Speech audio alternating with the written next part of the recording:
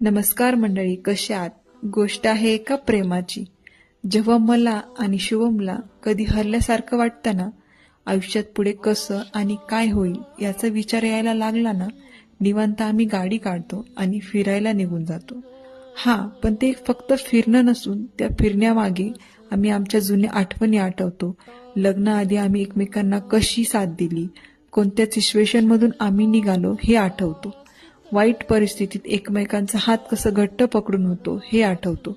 मग काय, कितीही निगेटिव्ह विचार आले तरी ते पॉझिटिव्हमध्ये कन्व्हर्ट होतात. एक सांगू का, आपले वाईट विचार थांबवण्यासाठी स्वतःला नेहमी बिझी ठेवा. काहीतरी काम करत राहा. वाईट दिवस काय येत जात राहणार, यालाच तर आयुष्य म्हणतात. पण हा वाईट दिवसाचा सामना कसा करायचा आणि वाईट दिवसात आपण आपल्या जोडीदाराची साथ कशी द्यायची हे आपल्यावर अवलंबून असतं.